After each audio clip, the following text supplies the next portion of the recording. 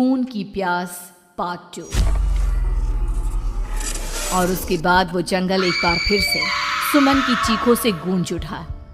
लेकिन आज की रात सुमन की चीखों को सुनने वाला वहां पर कोई भी नहीं था। अगर वहां पर कोई मौजूद था तो बस हरिया, जो कि अब एक भेड़िए में बदल चुका था। सुमन के बालों को पकड़कर घसीटते हुए वो जंगल के बीचों बीच एक जगह पर ले जा रहा था। अगली सुबह गांव में। अरे भाई, पता नहीं क्या बात है, अपने गांव का हरिया किसान और उसकी पत्नी सुमन दोनों गायब हैं। दोनों का कोई अता पता नहीं। अरे कैसी बातें कर रहे हो भाई, ये कब हुआ है? अरे पूरे गांव में खबर फैली पड़ी है। कल रात को दोनों खेत की तरफ जा रहे थे, लेकिन लौटकर आए ही नहीं। तो हो सकता है अपने खेत पर होंगे। पूरा गांव ढूंढ कर आया है भाई। जानते हो क्या मिला वहां पर? क्या हुआ भाई, क्या मिला? बताओ हमें, क्या मिला? अरे हरिया की पत्नी सुमन के कपड़े पड़े हुए थे। शरीर का एक एक कपड़ा फटा हुआ झोपड़ी के बाहर पड़ा था, लेकिन दोनों पति पत्नी का कोई पता ठिकाना नहीं था। अरे भाई, लेकिन उसका जो दोस्त है ना रामू किसान, उससे पता करके आते हैं ना। अब तक तो दोनों साथ ही खेत पर जाया करते थे। हाँ, हमें उसके घर जाना चाहिए भाई। चलो वहाँ चलते हैं, चलो। वो सारे लोग रामू के घर पर पहुंचते हैं। रामू अपने घर के बाहर बैठकर हुक्का पी रहा था। आज सारे के सारे लोग टोली बनाकर मेरे घर क्यों आ रहे हैं? क्या कोई मर गया क्या भाई? अरे कैसी बातें कर रहे हो? तुम्हारा सबसे अच्छा दोस्त हरिया और उसकी पत्नी गायब है और तुम यहाँ बैठकर हुक्का पिए जा रहे हो, हैं? रामू ने अजीब सी नजरों से उन सब गांव वालों की तरफ देखा, जिसकी वजह से वो लोग एक बार के लिए डर गए। गायब है? अरे गायब नहीं है, मुक्ति मिल गई है। उन दोनों को मुक्ति मिली है। इस दुनिया में आकर हर इंसान पाप करता है और उसे उसके पापों के लिए मुक्ति मिलना बहुत जरूरी है। अरे ये कैसी बहकी बहकी बातें कर रहे हो भाई, हैं? और इसका चेहरा अजीब सा क्यों लग रहा है? लगता है दोस्त के मरने का गम बैठ गया है। पागल हो गया है शायद ये पागल। ये बात सुनते ही रामू चीख कर जोर से चिल्लाते हुए कहता है, पागल मैं नहीं हूँ, पागल तुम सब हो। और ये शैतानी जंगल अब तुम में से किसी को नहीं छोड़ने वाला, सबको खा जाएगा। याद रखना मेरी बात। शैतानी जंगल? कैसा शैतानी जंगल? लगता है रामू पागल हो चुका है। हमें यहाँ से चलना चाहिए भाई। चलो। तभी रामू की पत्नी बाहर आती है। नहीं, आप लोग इनकी बात का बुरा मत मानिए। 2 दिन पहले हरिया के साथ खेत पर गए थे। जब से वहाँ से आए हैं तब से ऐसी ही बातें कर रहे हैं। भगवान जाने ऐसा क्या देख लिया उन्होंने, खेत में कुछ भी बड़बड़ाते रहते हैं। लेकिन गांव के लोगों ने कमला की कोई बात नहीं सुनी और वो सब वहां से चले गए। रात अब धीरे धीरे ढलने लगी थी। तभी अचानक किसी ने धीमी सी आवाज में रामू को पुकारा। रामू, आ जाओ, मैं तुम्हारा इंतजार कर रहा हूँ। और सुनो, अपनी पत्नी को साथ लेकर आना, नहीं तो काम अधूरा रह जाएगा। ये आवाज सुनते ही रामू के चेहरे पर शैतानी मुस्कुराहट आ जाती है। वो धीमे कदमों से अपने घर के अंदर आता है। क्या हुआ? तबीयत ठीक है ना अब आपकी? मैं तुझे अपने साथ खेत पर ले जाने आया हूँ, चल। मैं तुम्हारे साथ कहीं नहीं जाने वाली। मुन्ना गहरी नींद में सो रहा है और उसे अकेला छोड़कर मैं तुम्हारे साथ खेत पर नहीं आ सकती। वैसे भी तुम्हारे उन खेतों में भगवान जाने कौन सा राक्षस घूम रहा है, मुझे तो डर लगता है। रामू गुस्से में दांत पीसता अपनी झोपड़ी से बाहर आ जाता है और कमला गहरी नींद में अपने बच्चे के साथ सो जाती है। तभी अचानक रात को रामू की झोपड़ी के ऊपर एक साया वही गाना गुनगुनाते हुए घूमने लगता है जो हरिया के मोबाइल में बजा करता था। मैं मौत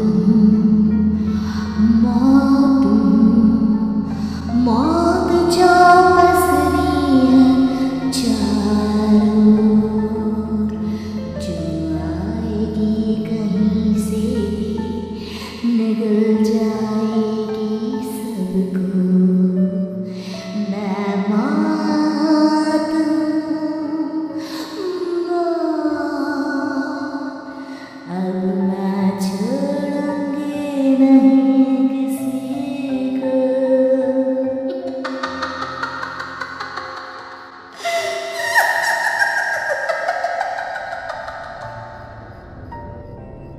ये आवाज सुनकर रामू की पत्नी कमला की आंख खुलती है और वो देखती है कि उसका मुन्ना अपनी जगह से गायब था। कमला चीखते हुए बाहर दौड़ कर आती है। वहां पर उसने देखा कि रामू ने अपने बच्चे को झोपड़ी के बाहर एक पेड़ से उल्टा लटकाया हुआ था और उसका बच्चा चीख चीख कर रो रहा था। वहीं दूसरी तरफ एक साया बच्चे के ठीक नीचे आग जलाकर उसके चारों तरफ हैवानों की तरफ नाच रहा था। छोड़ दो मेरे बच्चे को। अरे क्या कर रहे हो तुम? शर्म नहीं आती तुम्हें? अपने ही बच्चे को इस तरह मौत के हवाले करते हुए। अपना बच्चा? किसने कहा ये मेरा बच्चा है? अरे ये तो उस रामू की औलाद है, इस गांव के किसान रामू की, और मेरी दुश्मनी इस गांव के हर इंसान के साथ है। क्या? कैसी बात कर रहे हो तुम? और ये औरत कौन है? ये मेरे बच्चे को खा जाएगी। तभी अचानक से उस साया ने एक बेहद खतरनाक दिखने वाली औरत का रूप ले लिया और उसकी आंखों से आग निकल रही थी। सही पहचाना तूने, मैं तेरे बच्चे को खा जाऊंगी। अगर तू अपनी इस हैवान पति रामू के साथ जंगल नहीं आए, मैं तेरे बच्चे को खा जाऊंगी। लेकिन क्यों? आखिर क्या चाहते हो तुम मुझसे? मुझे जंगल क्यों ले जाना चाहती हो? औरत बुरी तरह से ठहाके मार मार कर जोर जोर से हंसने लगी और साथ में रामू भी। ये तो तुझे वहाँ चलने के बाद ही पता चलेगा ना। अगर तू नहीं आई तो थोड़ी देर में तेरा ये बच्चा आग में जलकर मर जाएगा। चल जल्दी। नहीं, मेरे बच्चे को छोड़ दो। तुम जहाँ कहोगे मैं तुम्हारे साथ चलने के लिए तैयार हूँ। और उसके बाद उस बच्चे को झोपड़ी में लिटाकर आगे आगे वो साया चल रहा था और उसके पीछे पीछे रामू अपनी पत्नी के बाल पकड़कर उसे घसीटते हुए जंगल की तरफ ले गया। जंगल में जाने के बाद कितनी खूबसूरत हो तुम। आज की रात बस तुम और मैं एक दूसरे के साथ रहेंगे। मुझे तुमसे बहुत डर लग रहा है। तुम्हें क्या हो गया है? तुम तो बिल्कुल ठीक थे। वो होगा जो हमारे बीच होना चाहिए। तो आओ अपने आप को मेरे हवाले कर दो। कमला ने डर की वजह से अपनी दोनों आंखें कसकर बंद कर ली थी। रामू ने बुरी तरह से चीख कर कमला से कहा, आंखें खोलो अपनी और मेरी तरफ देखो। कमला ने जैसे ही अपनी आंखें खोली उसने देखा कि रामू एक खतरनाक खूनी हैवान में बदल चुका था। कौन हो तुम? जाने दो मुझे। क्या चाहते हो मुझसे? वही जो एक आदमी एक औरत से चाहता है। मैं तुम्हारा पति रामू नहीं, बल्कि इस जंगल का एक भेड़िया हूँ, और आज की रात तुम्हारे खून से अपनी प्यास बुझा जाऊं। और उसके बाद वो जंगल कमला की दर्दनाक चीखों से गूंज उठा। अगली सुबह कमला के कपड़े भी जंगल में उसी तरह पाए गए जैसे कि सुमन के पाए गए थे। इस घटना के बाद पूरे गांव में दहशत का माहौल था। अपने माँ बाप की मौत और गांव में हो रहे इस तरह की घटनाओं की खबर सुनकर किशन शहर से गांव लौट आया था। अपने माँ बाप की बेदर्द मौत की वजह से वो बहुत परेशान था। तभी अचानक उसे अपने घर में खाट के नीचे पड़ा हुआ वो मोबाइल फोन मिला जो उसने अपने पापा हरिया को गिफ्ट किया था। अरे कितने प्यार से पापा के लिए मोबाइल फोन लेकर आया था। इसे एक दिन भी काम में नहीं ले पाए। और आखिर कौन है जो गांव में इस तरह की हत्याएं कर रहा है? क्या है इन सब के पीछे? क्या है? मुझे पता करना ही होगा, वरना एक दिन पूरा का पूरा गांव खाली हो जाएगा। इस गांव में एक भी जिंदा इंसान नहीं बचेगा। गांव के लोगों की मदद करने के इरादे से किशन अपने गांव से दूर एक दूसरे गांव में बहुत बड़े तांत्रिक के पास मिलने के लिए गया। तांत्रिक बाबा, अब आप ही कुछ उपाय बता सकते हैं। भगवान जाने हमारे गांव को किसकी नजर लग गई है। नजर नहीं लगी है, किसी ने तुम्हारे गांव को बद्दुआ दी है। किसी सताई हुई आत्मा का प्रकोप है और अब वो पूरे गांव में किसी को नहीं छोड़ेगी जब तक उसकी आत्मा को शांति नहीं मिल जाती। अरे लेकिन ऐसा कौन है बाबा? किसकी आत्मा है और कैसे मिलेगी उसे शांति? मौत है मौत, कहीं से भी आएगी और सबको निगल जाएगी। इससे बचने का सिर्फ एक ही उपाय है, लेकिन उस उपाय को करना आसान नहीं होगा। जो भी उस उपाय को करने की कोशिश करेगा उसकी जान जा सकती है। भले ही मेरी जान चली जाए, लेकिन मैं अपने गांव के लोगों की जान बचाने की पूरी कोशिश करूंगा बाबा। तो ठीक है फिर, अगली अमावस की रात जैसा मैं कहता हूँ वैसा ही करना।